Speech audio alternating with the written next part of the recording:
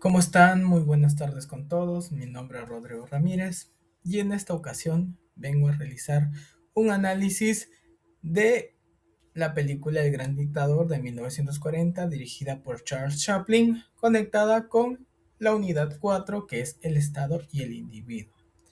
Comencemos con el análisis.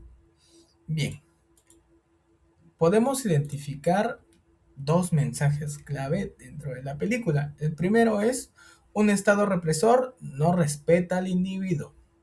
Esto a través de ciertos elementos. En primer lugar, el montaje. Nos encontramos en el gueto de Tomenia, un lugar donde los judíos han sido ubicados.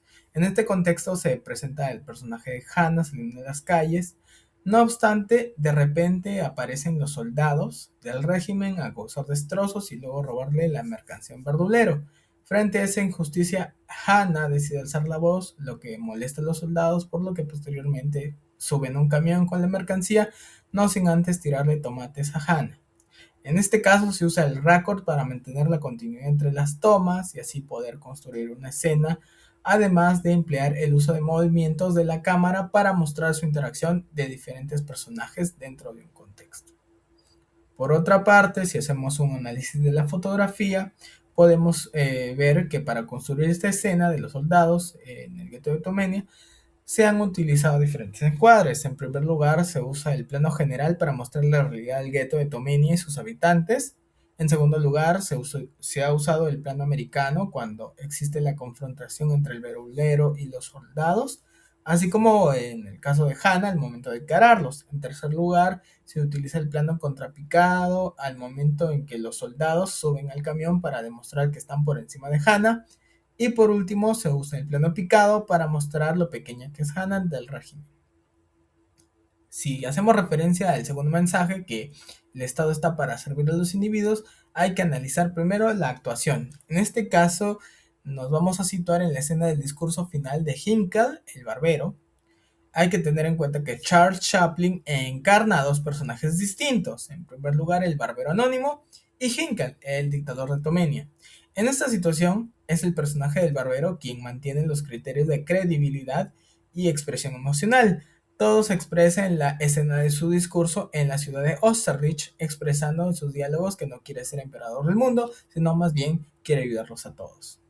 Por otra parte, si hacemos un análisis del camino del héroe, podemos ver al personaje del bárbaro anónimo, el cual se encuentra en el mundo ordinario que es Tomenia. Posteriormente, el bárbaro tiene una llamada a la aventura, la cual surge cuando es herido en combate. Posterior a eso llega la figura del mentor, que en este caso sería Schultz, un soldado al cual salvó en la guerra. Una vez cruzando el umbral se encuentra varias pruebas, como por ejemplo ser perseguido por soldados y recibir ayuda también de aliados, sus aliados judíos. Su mayor prueba fue ser apresado y llevado a un campo de concentración. Y claro, posteriormente, una vez convertido en Hinkle, es llevado a Austerlitz para dar un discurso, pero es en esta escena donde decide ser rechazar para ser un dictador. Finalmente ha vuelto con su elixir, el cual es vivir en paz junto a Hannah. Bueno, si nos situamos en el contexto externo de la película, hay que tener en cuenta que esta película fue dirigida y producida por Charles Chaplin en 1940, siendo esta su primera película sonora dentro del cine. Como tal, Chaplin realizó esta película para hacer una crítica a las dictaduras fascistas a través de parodiar el contexto social y político que se vivía en países como Alemania e Italia. La película alcanzó mucha popularidad en el público y fue uno de los mayores éxitos comerciales de Chaplin, siendo en la actualidad una de las películas más representativas de este actor. Si hacemos referencia al contexto interno, la película nos muestra a la nación ficticia de Tomenia, un país el cual después de perder la Primera Guerra Mundial queda en manos de Hinkle, un dictador megalómano y ridículo, el cual tiene objetivos expansionistas y para ello piensa enviar a sus tropas al país vecino de Austerlitz.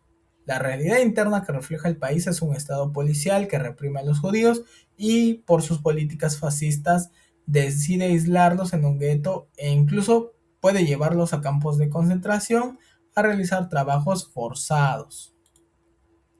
Bueno, si vamos a hacer una comparación de los mensajes anteriormente planteados con otras películas vistas en la unidad 4, hay que hacer referencia a La ley de Herodes y Mr. Smith Goes to Washington.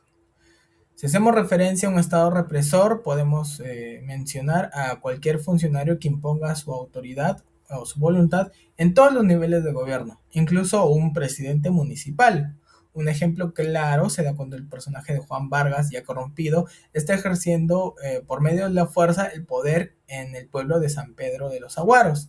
Se puede evidenciar que él les pide a los pobladores del lugar un pago de impuestos desproporcionado, incautándoles sus animales y amenazando con un arma a los que lo critican, como el señor Carlos Peck. Por otra parte, en cuanto al mensaje de que el Estado debe servir a los individuos, nos encontramos con el personaje de Jefferson Smith cuando va a dar su descargo en el Senado. Es en este momento donde no cede ante el miedo de ser expulsado por los senadores. Señala la corrupción del señor James Taylor en complicidad con el senador Payne.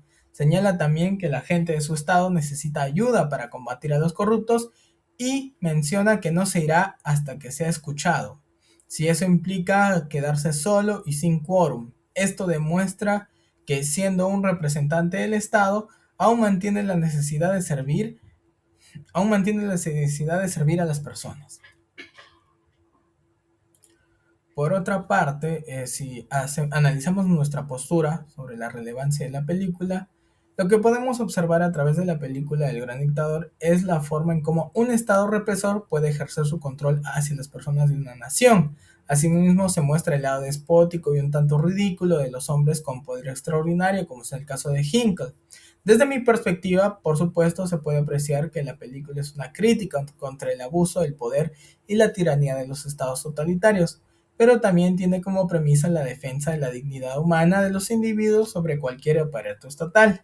Adicionalmente, es remarcable el hecho de que el Estado solo es legítimo y moral cuando su poder emana del servicio y respeto por la libertad y los derechos civiles de los individuos.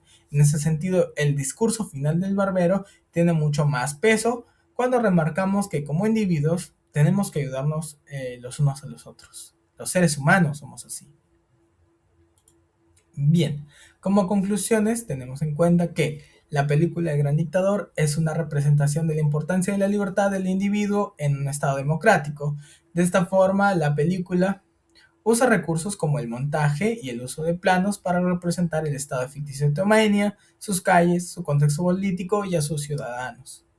Por otra parte, una escena remarcable sería el clímax de la historia, cuando el personaje del barbero rechaza el poder dictatorial y da un discurso a favor de la libertad. Es así como la actuación de Charles Chaplin transmite el mensaje de que la verdadera autoridad del Estado radica en el compromiso de servir a los individuos. Muchas gracias.